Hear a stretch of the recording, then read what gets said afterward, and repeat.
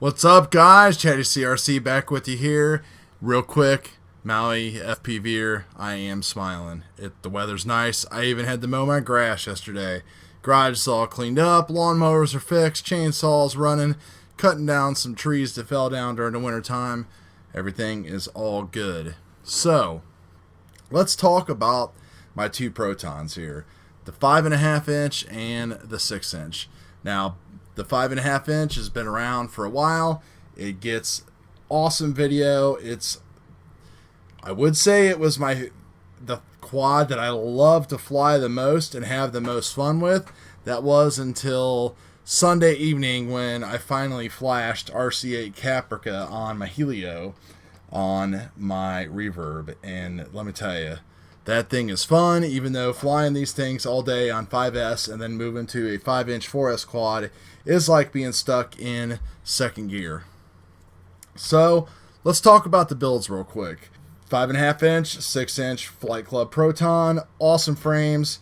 If you're not going to buy one of these frames or one of Richard Shelton's Epix 262 and I think 229 is his 5.5 inch version, then, I don't think there's any other two frames for what we want to do, mid-range, ripping that or better. So, both running Crossfire. The Crossfire module, of course, on both of them is tucked nicely in between here underneath the stack. I can get to the bind button right there with the little hole that I made in the Velcro. The rest of the stack is running. This one here has the Bardwell, and then just a carbon plate, and then a Unify HV on it, Micro Eagle. The 6 inch, same thing, except the 6 inch, I did add a M8N mini GPS, and I am using D-Shot 1200 ESCs on the 6 inch versus the D-Shot 600 over here, Speedix, and I think these are Racer Stars. Setup's the same. Butter mounts, all that good stuff that you get with the Proton. Just, again, amazing frames. So, how do these two stack up against each other? How does a 6 inch fly compared to a 5.5 inch? Well, I'm going to say that I was pretty underwhelmed. I probably am going to fly the rest of these Cyclones and then put 5.5 inch on it. There's just no advantage at this point with what I am doing to fly a 6 inch versus a 5.5. The battery power is pretty much about the same. If anything, I'm pulling maybe a little bit more amperage with the 6 inch because of the extra props, but the length of the arms and the actual weight is negligible. We're talking like less than 20 to 25 grams in weight between these two. Just because of the GPS. In fact, why don't we just go ahead and weigh them? Just because it's fun and, it's raining out and I can't fly. So, the 6 inch with GPS and everything, GoPro mount, antenna, ready to go, 373. The 5.5 inch, 356. So, there you go. Just a little bit heavier. So I'm not really losing or gaining anything. You would think that you would maybe gain some flight time on a 6 inch like this versus the 5.5 inch. But the kind of flying that I'm doing now, high power system with the Primo 2207 2450s. I'm not flying out to see if I can go 3 or 4 miles. That's why I have wings. So it's kind of like I always wanted a backup of my 5.5 inch, and now I do. So this one will be going to the field with me all the time, and this one will probably sit here and wait for spare parts if it ever needs be. And like I said, I'll throw some 5.5 inch props on there. Now, having the GPS is awesome. I can't use the GPS on Bardwell board because the way the UARTs are laid out.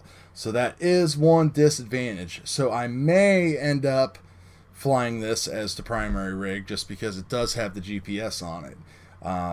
But I guess we'll just wait and see how that goes. I might have to swap VTXs though, just because either the VTX or the flight controller.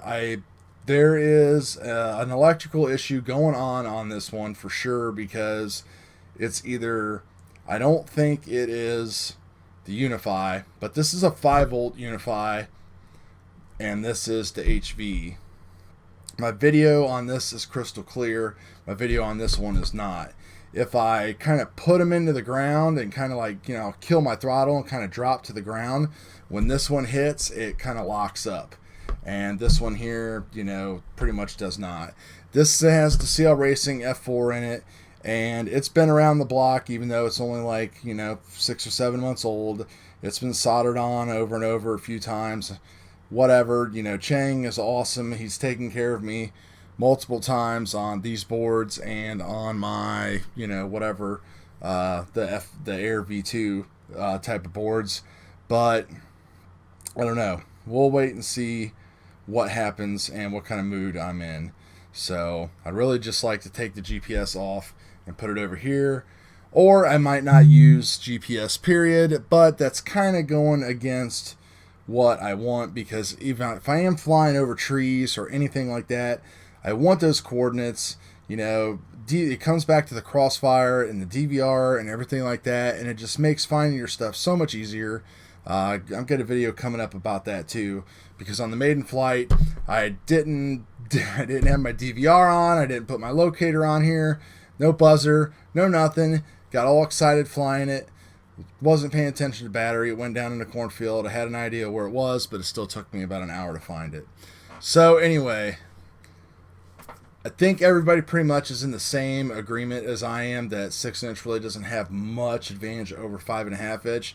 And I think just the props alone, the GemFan props, are just freaking unbeatable compared to most of the offerings out there in the 6-inch. These dowels have been pretty good to me, but the GemFans are just awesome.